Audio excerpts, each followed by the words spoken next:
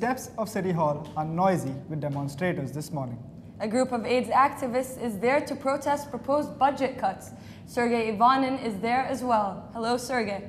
Hi guys, we're here on the steps of City Hall during a rally organized by the AIDS Budget Action Coalition that is rallying for people living with HIV and AIDS, demanding that the cutbacks that Mayor Bloomberg is proposing for public housing for people living with HIV and AIDS be stopped. The proposed legislation would cut down nearly $20 million to public health services overall. That would include syringe exchange, impact free testing for HIV, and counseling and housing as well.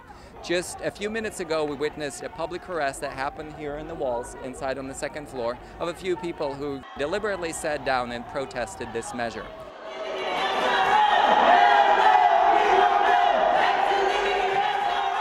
Back to you in the studio. Thank you, Sergey. Budget cutbacks are a problem for many these days, especially for some parents for whom a newborn baby is not just a bundle of joy, but also an extra mouth to feed. With a report on the dilemma facing homeless women who are also soon to be mothers, here's Sabina Basin. In New York City, 125,000 babies are born each year. For most parents, it's an exciting and joyous experience. But for parents of more than 1,200 children a year, it's a struggle. For homeless parents, the birth of a baby means increased dependence on government programs. Will and Kathy are on their second child and receive most of their prenatal care here at PATH, Prevention Assistance and Temporary Housing in the Bronx. Because I'm homeless and I can't be in the street. But relying on PATH is not always easy. With limited resources, satisfying those pregnant urges to feast is a daunting task. Place you in a shelter. Some shelters not a cooking facility, so you got to stall for a couple of days. And ensuring a place at PATH requires strict adherence to the rules, such as attending meetings that are during normal work hours. But when they say they want me here for an appointment, I have to be here for an appointment no matter what day it is, no matter what time I got to be to work. Whatever they say goes. So it's between losing my job or losing my place of residence, and which is more important. Despite the difficulties of holding down a job, abiding by PATH's rules, and even finding some pickles and ice cream, Will and Kathy remain optimistic. Because I know at the end of the road when she gives birth, it's nothing but joy. So. With a pocket full of hope, Will and Kathy wait for the promise of a new beginning. Sabina Basin, New York Film Academy, NBC News. Thanks, Sabina. Still ahead this morning, it's a dog's life, but also a long one. We'll take you to the birthday bash for the oldest living dog in America and meet the Wall Street bigwig who tells us why she decided to leave the finance biz to bear all, or almost all, when we come back. Stay with us.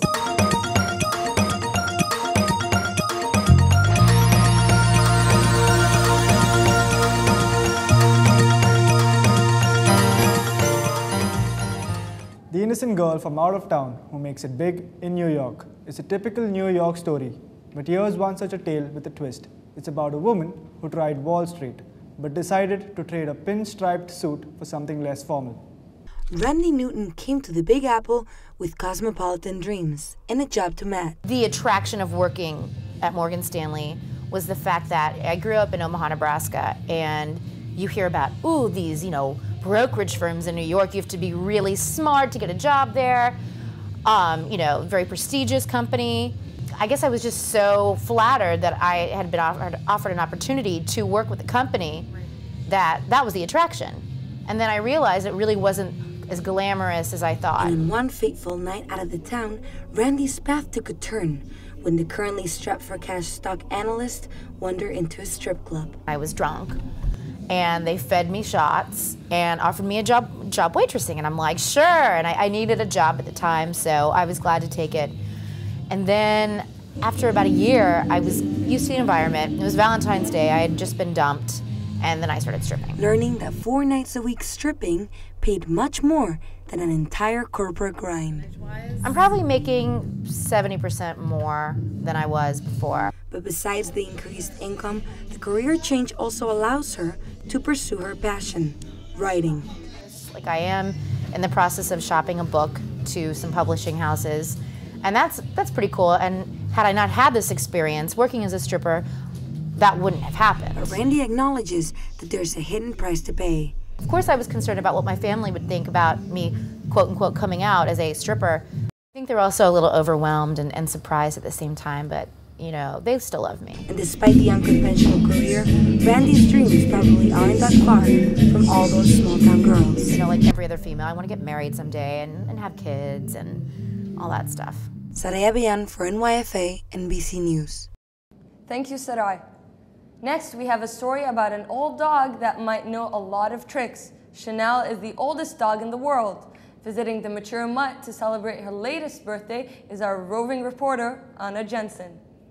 Well, we are here celebrating a very important day. It is the birthday of the world's oldest living dog. And I'm here with Denise Shaughnessy, Chanel's owner, right? Yes. And tell me how old she is. She's 21 today. Okay, and what is that in human years? Oh, that's like what, 140 something? Oh my gosh, okay. Tell me about the first time that you actually laid eyes on Chanel. Oh, it was love. It was love? Yeah. And you got her at a shelter, right? I did. I got her at a shelter in Newport News, Virginia. Okay. Okay. And what would you say are the things that have kept her going strong this long? Just loving care, you know, and the things that you give the dog. You know, I give her the things that the body needs. You know, when her joints were bad, I started, you know, I really looked for something to keep her going. I looked for something that she could eat with her teeth, as old as she is. And just so happens I did find dog wells, you know. Okay. And that's what she eats every day righteously. I give her that because it has glucosamine and chondroitin. And I feed her a little chicken and pasta. Okay, so she gets a little bit of the treats? Yes, and she also does get dog food. Okay. Okay. But you think adding in some of those healthy human foods is good?